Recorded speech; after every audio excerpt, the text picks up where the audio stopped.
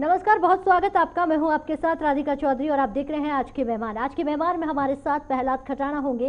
राजस्थान के उपचुनाव में कितना अगर कहें बोलबाला है आरएलपी पार्टी का, ये देखने वाली बात हो जाती है, क्योंकि आरएलपी पार्टी एक नई पार्टी है जो अपना वर्चस्व स्थापना करने के लिए बहुत कुछ कर रही है।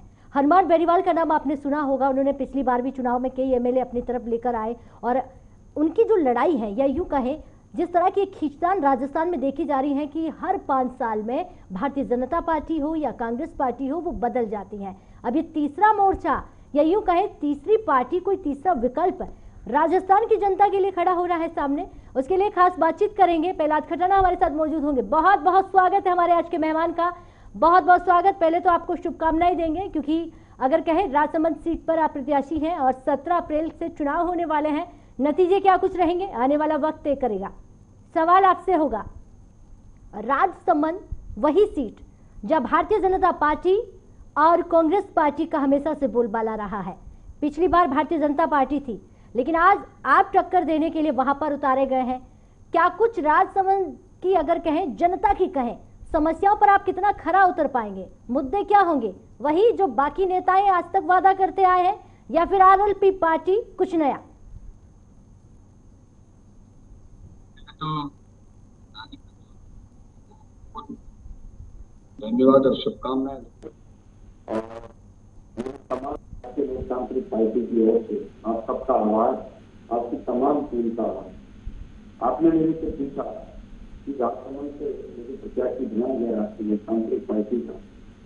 यहाँ पर मैं आपको बता देना चाहता हूँ कि राष्ट्रीय लोकतांत्रिक पार्टी के सुप्रीम आदरणीय हनुमान बेनीवाल ने, उन्होंने राजस्थान में पहली बार, और सबसे खुशी की बात तो यह है राजस्थान के निवासियों को कि आज तक हमारी पार्टियों के जो सुप्रीमो हो सकते थे वो दिल्ली में रह करके पार्टियां चलाते थे। राजस्थान के लोगों को सबसे खुशी की बात तो यह है कि हमारी पार्टी और पार्टी के सुप्रीमो हमारी राजस्थान की पार्टी है, राजस्थान बच्चों की पार्टी है।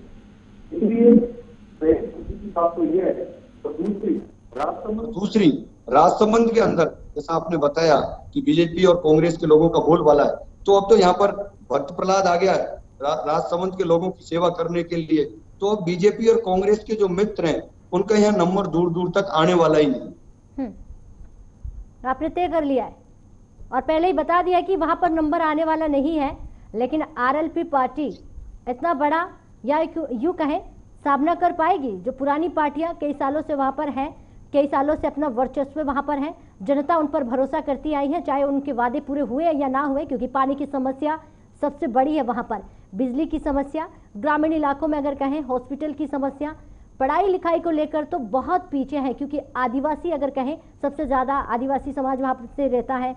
या यूं कहें ऐसी चीजों के लिए अब आप क्या क्या मुद्दे उनके सामने रखने वाले हैं? राधिका जी मैं आपको बता दूं कि पुरानी पार्टी और नई पार्टी कोई फर्क नहीं होता। आप सोच लीजिए, पुराने जो घोड़े होते हैं उनको सेवा में रख दिया जाता है, नए घोड़ों को लड़ाइयों में काम में लिया जाता है जो दौड़ दौड़ करके काम। अच्छा। जनता भी चाहती है कि नई पार्टी आएगी। 21वीं सदी की पार्टी है राष्ट्रीय लोकतांत्रिक पार्टी, 21वीं सदी की युवाओं की पार्टी है, राजस्थान के तमाम युवाओं की पार्टी है। और राजस्थान का जवान, किसान, युवा, शोषित, पिछड़े, वंचित जो एक दलित समाज है एक तरीके से, जो पिछले 70 वर्षों से उन्होंने राज भोगा ही नहीं, उनको पता ही नहीं है कि राज की परिभाषा क्या होती है और जो हम वोट देते हैं, जो हमारा मत है, उसका असली काम क्या है, उसका असली विकास क्या होता है। मैं अगर राजसमंद की बात करूं, आपने अभी पानी की बात करी, पानी के लिए देखिए यहाँ पर स्वर्गीय किरण माहेश्वरी जी हमारे बीच में नहीं है, उनको श्रद्धांजलि देता हूँ आपके चैनल के माध्यम से। वो अभी हमारे बीच में नहीं है, इसलिए यहाँ उपचुनाव हो रहा है। आज जब वो पीएचडी मंत्री रही, जल संसाधन मंत्री जब वो राजस्थान की रही, बताओ जिस क्षेत्र के लोगों ने उनको वोट दे करके चुना, उन लोगों की वो पानी की समस्या नहीं मिटा पाए। तो ये दुर्भाग्य राजसमंद के लोगों का, और राजसमंद का नहीं पूरे राजस्थान के लोगों का दुर्भाग्य। कांग्रेस और भाजपा के लोगों ने मिलजुल करके राजस्थान में आज तक जो एक मिलाजुली का खेल जो खेला था, अब उससे राजस्थान की जनता त्रस्त हो चुकी है। और इन लोगों को अब सबक सिखाने के लिए नई पार्टी, नया जोश, युवा सोच के साथ आदरणीय सुप्रीमो हनुमान बेनीवाल जी को मजबूती देने के लिए। और कौन कहता है नई पार्टी है?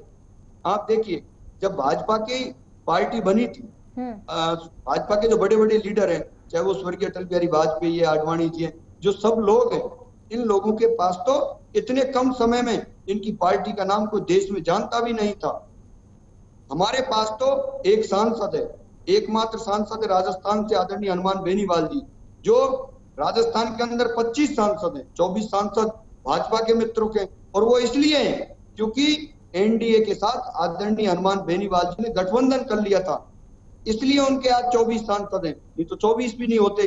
और राजस्थान का एकमात्र सांसद है आदरणीय हनुमान बेनीवाल जी, जो राजस्थान की समस्याओं को उठाते हैं। वो है तो नागौर के सांसद हैं, लेकिन नागौर के बाद पूरे राजस्थान की समस्या को अगर उठाते हैं तो आदरणीय हनुमान बेनीवाल जी।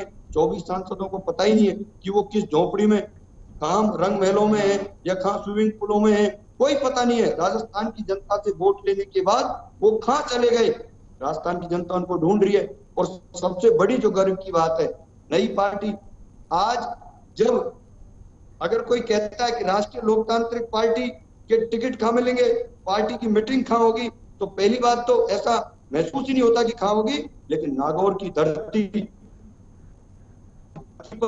जब अगर राष्ट्रीय लोकतांत्रिक पार्टी के टिकट बढ़ते हैं तो राजस्थान के अंदर गर्व महसूस होता है कि हमारे राजस्थान की पहली ऐसी पार्टी है जो रजिस्टर्ड पार्टी, अगर कांग्रेस और भाजपा के बाद कोई तीसरी पार्टी राजस्थान में बनी है तो वो राष्ट्रीय लोकतांत्रिक पार्टी है, जिसका चुनाव चिन्ह बोतल का निशान है। और अब ये युवाओं की पार्टी है। ठीक है, यहाँ बैठ के प्रचार नहीं करना है, सवालों के जवाब देने हैं, क्योंकि जनता भी आपसे जानना चाह रही है। प्रचार नहीं करना है, क्योंकि आप बहती हुई गंगा में हाथ धोएंगे, क्योंकि अब नेताजी जो बनने जा रहे हैं। अच्छा, इस बात का जवाब दीजिए, राष्ट्रीय लोकतांत्रिक पार्टी के सुप्रीमो अब तक राजसमंद नहीं पहुंचे हैं, ये लड़ाई आप अकेले ही लड़ रहे हैं या उतना भरोसा है कि प्रहलाद खटाना सब कुछ ठीक कर देगा? वो राम भक्त हनुमान है, प्रहलाद युवा जोश है। तो वैसे तो आदरणीय सुप्रीमो हनुमान बेनीवाल जी को भरोसा है, भाई पे, कि भाई अकेला ही बहुत से लड़ने के लिए। लेकिन मैं आपकी जानकारी के लिए बता देता हूँ, अब हम ये जाति, ये भगवान के नाम से अब वोट नहीं मांगे जा सकते। अब लड़ाई जो है वो जनता समझ गई है। हाँ जी, राधिका जी भगवान से वोट नहीं मांगे जाते, लेकिन भगवान की आस्था है। बीजेपी वालों ने तो राम मंदिर के नाम से लोगों को अब तक लूटा है। हम तो ईश्वर के भक्त हैं, हम तो असली तेजाजी देवनारायण के भक्त हैं। हम तो ये कहते ही नहीं है, हमने तो सेवा की है। हमारा तो इतिहास उठा के देखिए। मैं राम जी को नाम बीच में नहीं ला रहा, ईश्वर को। मैं ये कहना चाहता हूँ, मुद्दों पे आ रहा हूँ। मैं आपको ये बताना चाहता हूँ कि हम लोग जनता के भरोसे पर, जनता के लिए काम करके लड़ाई लड़ रहे हैं। और आपने जो सवाल किया कि अभी तक हनुमान बेनीवाल जी आपके राजस्थान में नहीं है, मैं आपको बता देता हूँ, हम राजस्थान में 3 जगह उपचुनाव हो रहे हैं, राजसमंद, विधानसभा क्षेत्र और सुजानगढ़। अब तक हनुमान जी सुजानगढ़ में थे और कल राजसमंद में उन्होंने बड़ी रैली की है। अभी वो राजसमंद में, आगामी 1-2 दिन में 12 तारीख से लगभग 12 तारीख के बाद आपको आदरणीय हनुमान बेनीवाल जी राजसमंद की धरती पर देंगे। और आपको एक जानकारी और दे देता हूँ, अब तक हनुमान जी सुजानगढ़ में थे, सुजानगढ़ की जीत, सुजानगढ़ की जो सीट है वो क्लियर राष्ट्रीय लोकतांत्रिक पार्टी जीत चुकी है, आप मान लीजिए। और जैसे ही कल उन्होंने साड़ा की धरती गंगापुर में रैली की, डोर टू डोर अब जनसंपर्क कर रहे हैं, वो गांव-गांव करके लोगों में जोश और उत्साह आ गया। साड़ा की भी हम सीट को लगभग जीत के, लगभग 100% जीतने के कनार पे।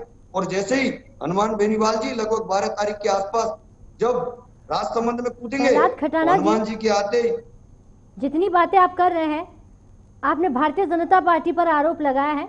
चलिए, ये राजनीति है, आप करेंगे और रोकूंगी नहीं। लेकिन वही भारतीय जनता पार्टी जिससे गठबंधन आपका सुप्रीमो हनुमान बेनीवाल ने किया, उनके साथ थे, इतने दिन बीजेपी में ही थे, और आज बीजेपी के खिलाफ आप बात कर रहे हो। जनता समझेगी या नहीं? राधिका जी, मैं आपको बताना चाहता हूँ, देश, राष्ट्र, जहाँ देश के मुद्दों पर अगर कोई बात आई तो आदरणीय हनुमान बेनीवाल जी ने बीजेपी के तमाम उन मुद्दों का समर्थन किया। लेकिन जब किसानों की बात आई, इस देश के अंदर किसान और जवान की जब बात आती है, तो जब किसानों के मुद्दे पर बात आई तो हनुमान बेनीवाल जी, असली किसान का बेटा राजस्थान का, उसने ये कह दिया कि मैं किसान के मान सम्मान और किसान के इस दुख को देख नहीं सकता। और उन्होंने आदरणीय मोदी जी और अमित शाह जी और भाजपा के मित्रों से कह दिया कि या तो मेरे किसान भाइयों की सुन लो, नहीं तो आपके ये पद पकड़ो। उन्होंने तो यहाँ तक कह दिया कि उन्होंने जो उनकी संसद की समितियां थी उनसे इस्तीफा दे दिया, एनडीए से अलग हो गए। ये पहला ऐसा सांसद है देश के अंदर जिन्होंने दबंगता के साथ किसानों के साथ खड़े हो गए। इसलिए गठबंधन की बात ऐसी नहीं है कि बीजेपी के साथ थे वो थे। बीजेपी वालों ने कोई एहसान नहीं किया। बीजेपी वालों को तो आदरणीय हनुमान बेनीवाल जी का एहसान मानना चाहिए कि उनके वजह से आज राजस्थान में 24 सांसद हैं। नहीं तो उनके 24 होते क्या, 10-12 तो समझ जाते। ठीक है, इस सवाल का तो जवाब दे दीजिए, आपके महत्वपूर्ण मुद्दे होंगे क्या? क्या जो जनता की समस्या है पिछले सालों से ठीक नहीं हो पाई है, पिछली सरकारों की तरफ से नहीं उनकी उम्मीदें पूरी हो पाई है, अब आप करेंगे, आरएलपी करेगी? आरएलपी कर रही है, करेंगे नहीं? हमने ट्रेलर दे दिया है काम का। अच्छा, पहले ही करना शुरू कर दिया? बाकी है, जब हाँ वो करना शुरू नहीं, बता दिया जनता को। देखिए चीफ सर के विधायक रहे, हाँ, उसे वादा ही कहते हैं, वादा जो आपने कर दिया है। मैं आपको बताना चाहता हूँ, जनता भरोसा कर रही है काम पर। वो कैसे कर रही है कि चीफ सर के विधायक अभी फिलहाल में तो नारायण बेनीवाल जी, पहले हनुमान बेनीवाल की बात। आप चीफ सर के किसानों को पूछिए, वहां जाकर के पूछिए कि आपके क्या बिजली के बिल आते हैं क्या, और आते हैं तो कितने आते हैं। अगर किसानों को किसी डीपी की जरूरत पड़ती है तो क्या दलाली देनी पड़ती है क्या? नहीं देनी पड़ती है। चीफ सर के अंदर आप जाकर के देखते हैं कि वहां पर किस तरीके से चीफ सर की जनता बढ़ चढ़ कर। आप देखिए कांग्रेस का राज था, उपचुनाव हुआ था, कांग्रेस और भाजपा के दोनों पार्टियां मिल गई। अब जब उपचुनाव हुआ, आदरणीय बेनीवाल जी को वहां से जब दोबारा एमएलए बनाया गया, तब वहां पर जनता ने कांग्रेस और भाजपा, कांग्रेस का राज होते हुए गहलोत सरकार के अंदर वहां के काम को, विकास को वोट दिया। तभी तो वहां जब उपचुनाव हुआ तो नारायण बेनीवाल जी वहां के एमएलए बने। तो जानती है कि ये जवानों की, किसानों की पार्टी है, इसलिए गरीब मजदूर किसान। और सोचिए आप, राजस्थान में 3 सीटों पर उपचुनाव हो रहा है। इन लोगों ने किन को टिकट दिए? मेरे सामने कांग्रेस से सम्मानीय तंसुख बोरा जी चुनाव लड़ रहे जो प्राइवेट लिमिटेड के मालिक। मेरे सामने जो भाजपा से चुनाव लड़ रही है वो डिप्टी किरण माहेश्वरी जी, वो जो जिनकी माँ लगातार इतने दिन तक शासन और एक तरीके से विधायक रही, वो सरकार में रही, मंत्री रही। अब जो पानी की बात कर रही थी वो पीएचडी मंत्री, जलदाय विभाग की मंत्री, बताओ वो काम उन्होंने नहीं किया। वो उच्च शिक्षा मंत्री रही। आज यहाँ गाँवों की आप हालत देखोगे, शिक्षा का स्तर देखोगे, यहाँ पर राजसमंद के अंदर अब तक जिन लोगों ने राज किया है उन लोगों ने यहाँ के गरीब मजदूर किसानों के बेटों को मजदूर बना दिया है। पढ़ाई का स्तर है ही नहीं। आईएएस आईपीएस और आरएएस की बात तो छोड़ दिए, प्रहलाद खटाना जी कर्मचारी नहीं है यहाँ के गाँवों में। आरोप लगाना बहुत आसान है और उम्मीद करते हैं कि आप इतनी बातें कर रहे हैं, आप जीते तो जनता के लिए कुछ कर पाए। लेकिन अगर किरण माहेश्वरी जी आज इस दुनिया में नहीं, लेकिन उनकी बेटी दीप्ति माहेश्वरी आपके सामने है, कांग्रेस पार्टी से भी आपके सामने तंसुख बोरा जी हैं, क्या आप उनको बराबर की टक्कर दे रहे हैं और देने में कामयाब? युवा कितनी साथ है आपके? बराबर की टक्कर नहीं, इनको हम हरा रहे हैं। अच्छा। और हम नहीं हरा रहे, राजसमंद की जनता हरा रही है। जनता चाहती है कि अगर ये पैसे वाले लोग आ गए, मैंने राजसमंद की जनता को जगा दिया है और जगा करके कह दिया कि गरीब मजदूर किसान का बेटा आया और राजसमंद की धरती मां पन्ना दाय की धरती है, ये त्याग बलिदान समर्पण की धरती है, मेवाड़ की धरती है, स्वाभिमानी धरती है। धरती ने अब तय कर लिया है यहाँ से राजसमंद के लोगों ने, ये पैसे वालों के चक्कर में नहीं पड़ना। ये वोट लेते चले जाते हैं। यहाँ तो कांग्रेस और भाजपा के मित्र आपस में लड़ रहे हैं कि कांग्रेस के तो करें पैसे, एक बिजनेसमैन को टिकट दे दिया। ये मार्बल, आपको पता है राजसमंद एक मार्बल का विश्व प्रसिद्ध जगह, यहाँ से पूरे देश में, विश्व में मार्बल की सप्लाई होती है। बताओ, मार्बल राजसमंद में पैदा होता है और मार्बल मंडी किशनगढ़ में बनती है। क्यों? क्योंकि यहाँ के लोग जागरूक नहीं है, यहाँ के नेता क्या बात करते हैं आप। यहाँ के शासन प्रशासन बहुत सारे ऐसे नेताजी हैं जो आप ही की तरह किसान के बेटे बनकर आते हैं और उसके बाद में वो किसान के बेटे कम और बिजनेसमैन ज्यादा बन जाते हैं। तो आप भरोसा दिला पाए तो बहुत बेहतर है जनता को कि मैं किसान का बेटा हूं और किसान का बेटा ही रहूंगा। कल आप भी ना मुकर जाए इन बातों से। किसान का नहीं, राधिका जी, किसान का नहीं, गरीब मजदूर और किसान का बेटा हूँ। अच्छा। अगर मैं गरीब मजदूर किसान का बेटा नहीं होता तो जितने भी लोगों ने फॉर्म भरे उनको देखिए उनकी कितनी बड़ी बड़ी संपत्ति है, मेरी देख लीजिए। और अगर मेरी संपत्ति बढ़ जाती है तो मुझे राजनीति से निकाल देना, मुझे वोट मत देना। मैं ये भरोसा देता हूँ राजस्थान के लोगों को कि अगर मेरी संपत्ति बढ़ती है, मेरे बड़ी फैक्ट्रियां खुलती हैं, बड़े मकान और दुकान बनते हैं, तो मुझे राजनीति में आने का कोई हक नहीं है और आपका वोट देने का कोई हक वादा नहीं। कीजिए, बताओ, टीवी स्क्रीन पर दुनिया सुन रही है आपको, ऐसा कुछ मत बोलिए कि बाद में आपको ही अपने ही शब्दों से मुकरना पड़े और ये कहकर मुकरना पड़े कि उस टाइम मैं नादान था, थोड़ा समझदार कम था, लेकिन अब समझ में आ गया है इन चीजों के बिना भी जिंदगी नहीं चल सकती। नहीं राधिका जी, मैं कह रहा हूँ आपसे, राधिका जी मैं कह रहा हूँ, अगर मेरी बड़ी बड़े उद्योग जीवन में कभी मिले तो मुझे राजनीति में रहने का कोई हक नहीं। मेरे पास तो आज भी पैसा नहीं है और मेरी लड़ाई कौन लड़ रहा है, आज कौन लड़ रहा है मेरे लिए? गरीब मजदूर किसान के बेटे कोई 5, 10, 500, 1000, 2000, 5000 रुपए मेरे लिए चंदा दे रहे हैं, वो लोग चुनाव लड़ रहे हैं। बताओ, अगर आज मैं उनके पैसे से चुनाव लड़ रहा हूँ और कल की डेट में मैं बड़ी फैक्ट्रियां खोलता हूँ तो ये मैं गुनाह करूंगा। राजनीति के अंदर अगर राजनीति में आते हैं और उनकी फैक्ट्रियां बनती हैं, बड़े बड़े महल मकान बनते हैं, ऐसे राजनेताओं को सबक सिखाना होगा। यही तो इससे ज्यादा आपसे नहीं बुलवाते हैं, क्योंकि न जाने आरएलपी पार्टी है, गरम खून है, क्योंकि युवाओं का कुछ ज्यादा ही बोलबाला आपके साथ जुड़ा हुआ होता है, युवाओं की भीड़ आपके साथ देखी जाती है यकीनन। अब ये बताइए, पानी की समस्या हो, बिजली की समस्या हो, और सबसे बड़ी समस्या जो है वो है एजुकेशन की, आप सबसे पहले किस पर ध्यान देंगे? आरएलपी पार्टी अगर वहां पर आती है तो राजसमंद जनता के लिए, आदिवासी जो वहां का इलाका है, ट्रबल एरिया जिसे कहा जाए, उनके लिए आप सबसे पहले किस पर ध्यान देंगे? राधिका जी, जल ही जीत पहली प्राथमिकता, और हमारा चुनाव चिन्ह भी पानी की बोतल है। अच्छा, लेके बैठे हैं आप, मतलब बना कितना ही कर लो, प्रचार करना ही करना है। बता रहा हूँ, लेके नहीं बैठा था है। नहीं राधिका जी, मैं आपको बता दूं, लेके नहीं बैठा, पानी पिया था, सॉरी। मैं आपको बता दूं कि जल ही जीवन है। मेरी पहली प्राथमिकता राजसमंद के लोगों को, पानी को, जो आज पानी के लिए तरस रहा राजसमंद, उसकी व्यवस्था करना है। एजुकेशन की आप बात करते हो तो ये एजुकेशन तो जरूरी है। 70 सालों से लोगों ने उनको पढ़ने लिखने इसलिए नहीं दिया कि वो गरीब पढ़े, वो अपने हक अधिकार को जाने नहीं। मैं आपके चैनल के माध्यम से एजुकेशन के ऊपर में एक हल्का सा उदाहरण दूंगा जी। आप ये सर्वे करिए और पता करिए कि आज जो बहन बेटियों के साथ इस देश के अंदर और राजस्थान के अंदर जो आए दिन रेप बलात्कार हो रहे हैं, ये अमीर लोगों के घरों में हो रहे हैं, जिन लोगों पैसे वाले लोग हैं उन बहन बेटियों के साथ हो रहे हैं, नहीं हो रहे उन लोगों के साथ। आप रेशो निकाल के देखिए, ये गरीब लोगों के घरों में हो रहे हैं। और क्यों हो रहे हैं? क्योंकि जो अमीर लोग, जो बड़े बड़े, जो राजनीति में मैं कहूंगा, जो शासन और प्रशासन में बैठे हुए लोग हैं, वो चाहते हैं कि गरीब लोगों में भय रहे कि उनकी बहन बेटियों को पढ़ाए नहीं, लिखाए नहीं, वो आगे नहीं आ जाए। अगर वो बेटियां, गरीब की बेटी, स्वाभिमान की बेटी पढ़ लिख करके आगे आ गई तो इस देश में एक क्रांति आ जाएगी। इसलिए ये गरीब के बेटी बेटियों को पढ़ने नहीं दे, और ये पूरा कारण शिक्षा का कारण। इसलिए मैं राजसमंद के लोगों को गांव-गांव जाकर के, घर-घर जाकर के, ढाणी-ढाणी जाकर के शिक्षा के प्रति एक अभियान चलाऊंगा। मैं आपको बताना चाहता हूँ, मैं जैसे राजसमंद के दौरे कर रहा हूँ, दौरों पर मैं गया, गाँवों में देखिए स्कूल बंद पड़े, हैंडपंप सूखे पड़े।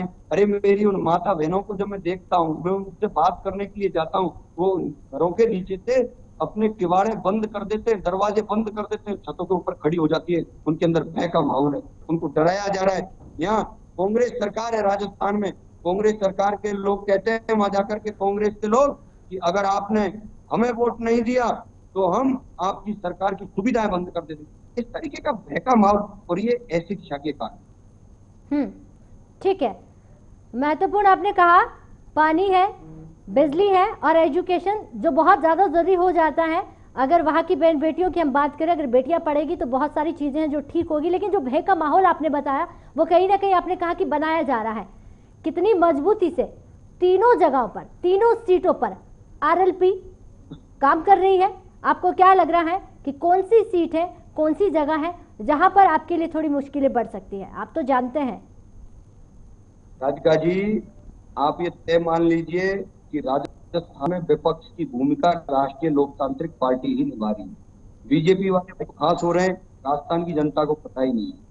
कांग्रेस की सरकार है, गहलोत सरकार है, उससे अगर कोई मुकाबला कर रही है, सड़क पे हो, चाहे राजस्थान की विधानसभा में हो और चाहे देश की संसद में हो, सिर्फ और सिर्फ राष्ट्रीय लोकतांत्रिक पार्टी के विधायक और सांसद ही और पार्टी के कार्यकर्ता सड़क से लेके विधानसभा तक और विधानसभा से लेके संसद तक सिर्फ और सिर्फ हम ही लड़ाई लड़ रहे हैं। इसलिए आप ये तय मान लीजिए कि अब जो फाइट है हमारी कांग्रेस के लोग है, लेकिन कांग्रेस हार चुकी है। राजस्थान की जनता ने मन बना लिया, क्योंकि कांग्रेस वाले सत्ता में जब आए थे तो इनके जो राष्ट्रीय अध्यक्ष थे आदरणीय राहुल गांधी जी, उन्होंने कहा था हर जगह जाकर के बड़ी बड़ी झूठ बोली, किसानों को ठग लिया, झूठ बोल दिया, बोला कि आप लोग कांग्रेस को वोट दो, 10 दिन के अंदर किसानों का कर्ज माफ हो जाएगा। इन्होंने किसानों का कर्ज माफ नहीं किया। इन्होंने कहा बेरोजगारी भत्ता मिलेगा, बेरोजगारों को भत्ता नहीं दिया। और राष्ट्रीय लोकतांत्रिक पार्टी और आदरणीय हनुमान बेनीवाल जी ने जब पिछली गवर्नमेंट थी ना भाजपा की, तब बड़ी बड़ी रैलियां करके टोल मुक्त राजस्थान और किसानों की बिजली माफ हो, इन मुद्दों को माफ कराया था। स्टेट हाईवे जितने उनको टोलों को उनको टोल मुक्त राजस्थान करवाया था। कांग्रेस आते ही गहलोत जी ने सबसे पहले उन टोलों को चालू कर दिया। तो सरकार, जनता समझ इनकी सब बातों को अच्छे से जान चुकी है। कांग्रेस बिल्कुल परेशान है और जनता इनको सबक सिखाएगी। और कांग्रेस जो गहलोत सरकार है, जैसे पहले इनकी सीट आई थी, अब की बार 5 क्रॉस करना मुश्किल हो जाएगा 2023 में। एक सवाल और आपसे रहेगा, किसानों के साथ आप भी, आरएलपी के सुप्रीमो हनुमान बेनीवाल भी, अगर कहें शाहजहांपुर बॉर्डर लगातार वो वहां पर मैं बात करूंगी डटे हुए रहे और किसानों के हित में उन्होंने पार्टी को भी छोड़ने की धमकी दी, बात दी, कह दी और सब कुछ नाता छोड़ दिया, कहा किसान है तो सब कुछ है। कितना फायदा किसानों की तरफ से तीनों टिकट्स पर मिलने वाला है? अच्छा जी, एक बार आपकी आवाज थोड़ी कटकी आ रही है। किसानों के साथ क्या है? अब सुन पा रहे हैं आप? मैं सवाल दोबारा करती हूँ, क्या राजस्थान की अगर हम बात करें, आपके सुप्रीमो हनुमान बेनीवाल लगातार किसानों के मुद्दे पर बात करते आए और गठबंधन को भी तोड़ दिया, तो किसानों का कितना फायदा मिलेगा आपको? राजस्थान का जवान, किसान, गरीब, मजदूर पूरा एक साथ हो। ये पार्टी किसानों की पार्टी है, ये पार्टी जवानों की पार्टी है। पूरा राजस्थान का किसानों को पता है कि अगर राजस्थान के अंदर किसानों की कोई आवाज है, लड़ाई लड़ने वाला है, तो हनुमान बेनीवाल राष्ट्रीय लोकतांत्रिक पार्टी है।